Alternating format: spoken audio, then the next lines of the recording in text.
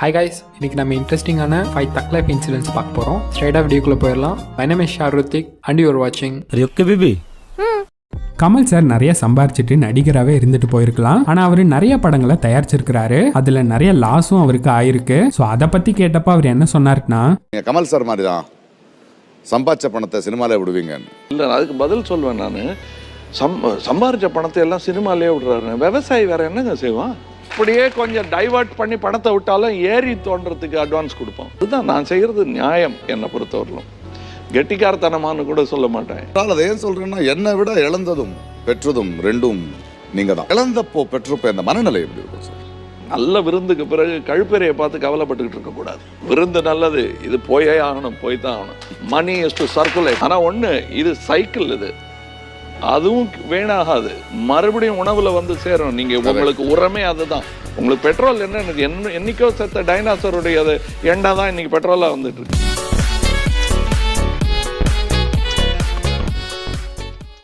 Kamal sir அவரோட வாழ்க்கையில நிறைய கஷ்டங்களை சந்திச்சிருக்கிறாரு. ஸோ அந்த மாதிரியான சூழ்நிலைகளை அவர் எப்படி கண்ட்ரோல் பண்ணியிருக்கிறாருன்னா, மெடிடேஷனை வச்சு தான். அது என்ன மெடிடேஷன் நீங்களே பாருங்க. நீங்க என்ன பண்ணுவீங்க டென்ஷன் வந்தா அப்படின்னு கேட்டாரு.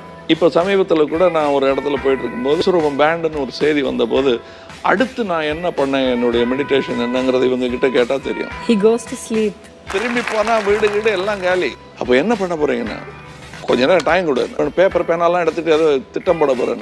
நேராக போத்திட்டு படுத்து தூங்கிட்டேன். நான் தூங்கிதான் கிளாரிட்டி கிடைக்கும். உங்களை செய்யாத குத்தத்துக்கு போலீஸ் உங்களை கைது பண்ண போகுதுன்னா எவ்வளோ நேரம் இருக்குன்னு கேட்டேன்னா, 2 மணி நேரத்தில் வருவாங்க. ஒரு 1/2 மணி நேரம் தூங்கிக்கிறேன் பதில் சொல்றதுக்கு. மாய மந்திரம் மேலே பார்த்து என்ன எப்படியாவது காப்பாத்துறேன்னு சால்வ் பண்றதுக்கு எனக்கு கிடையாது. ஸோ எனக்கு பிரேக்கிங் பாயிண்ட்டுங்கிறது தூக்கம்தான்.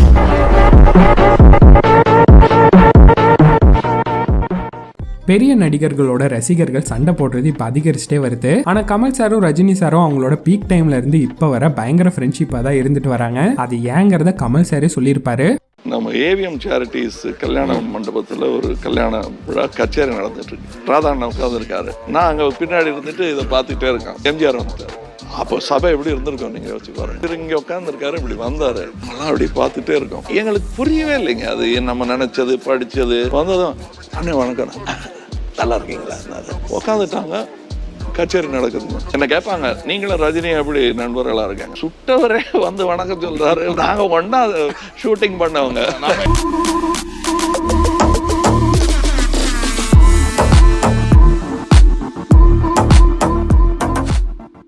இந்த ஷோவில் கிரிக்கெட் பற்றி ஒரு கேள்வி வந்தப்போ கமல் சாருக்கு அதுக்கு பதில் தெரியல. ஸோ கால் அ ஃப்ரெண்ட் ஆப்ஷனை யூஸ் பண்ணி ஷோ சாருக்கு கிரிக்கெட் பற்றி தெரியும்னு சொல்லி அவருக்கு கால் பண்ணாங்க. ஆனால் அவர் எல்லாரையும் வச்சு செஞ்சுட்டாரு.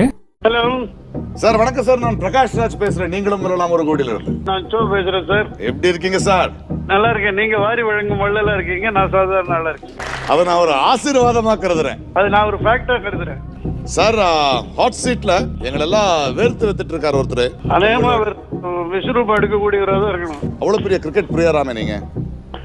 கிரிக்கெட் பிளேயர் அவ்வளவு பெரிய இல்ல, அவ்வளவு கிரிக்கெட் பேசுறவன். எப்பவுமே பேசுறவனுக்கு தான் சார் மதிப்பு ஜாஸ்தி, செய்யறவனுக்கு மதிப்பு. இன்டர்நேஷனல் கிரிக்கெட்ல who was the first batsman to be declared out by a third umpire அப்படின்னு கேக்குறாங்க. வேற வேலை இல்ல சார். இந்த மாதிரி கேள்வி எல்லாம் எங்க இருந்து படிக்கிறாங்க? 4 சாய்ஸ் வேற கொடுத்திருக்காங்க. நல்லதா போச்சு, அதை கொடுங்க. நாளைக்கு பேப்பர்ல எழுதி கண்ட முடின்னு ஒண்ணு தொடர்றேன், சரியா வந்துடும். ஏ சச்சின் டெண்டுல்கர் இல்ல சார், சச்சின் டெண்டுல்கர் தான் சார் கரெக்ட். இன்னும் 2 சாய்ஸ் இருக்கு சார். இன்னும் 2 இருக்கு. நீங்களே வெச்சுக்கோங்க அந்த சாய்ஸ். வேற எதனா கேட்டா குழப்பம் தான் சார் வரும். And Tendulkar is the right answer.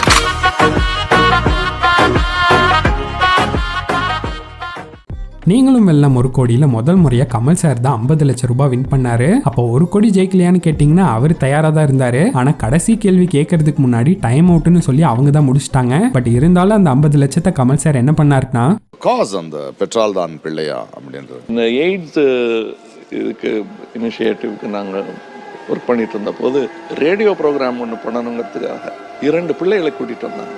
10 வயசு 11 வயசு பொண்ணு. அப்போதான் அந்த தலைப்பே வந்தது. இது ஸ்ருதியாவும் அக்ஷராவும் கூட இருக்கலாமே, அப்போதான் இது நம்ம பெத்தாதான் அந்த கவலைப்படணுமாங்கிற அந்த பொண்ணுகிட்ட கேட்டுட்டு இருக்கும்போது, நான் இந்த மாதிரி ஸ்கூலில் படிச்சேன், ஏன் எங்கே படிக்கலன்னு அப்புறம் கண்டுபிடிச்சிட்டாங்க. அப்போ என்ன பண்ணாங்க, முதல்ல கிளாஸை ஒதுக்கி வச்சுருந்தாங்க.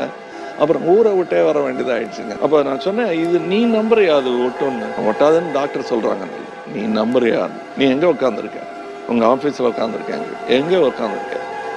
உங்ககிட்ட நீ எவ்வளோ கிட்ட உட்காந்துருக்க? என் கை எங்க இருக்கு, என் கை மேல இருக்குன்னு அழுதுட்டான். எனக்கு அடுத்த வார்த்தை பேச முடியல. பக்கத்துல இருந்த குழந்தை, நான் அழமாட்டேன், எனக்கு தைரியம் அங்கிள், நீங்க எங்கிட்ட கேளுங்க. இதையும் விட 5-6 வயசு குறைந்த குழந்தைகள்லாம் இருக்காங்க. இந்த காசுக்கு தான் அது போகுது.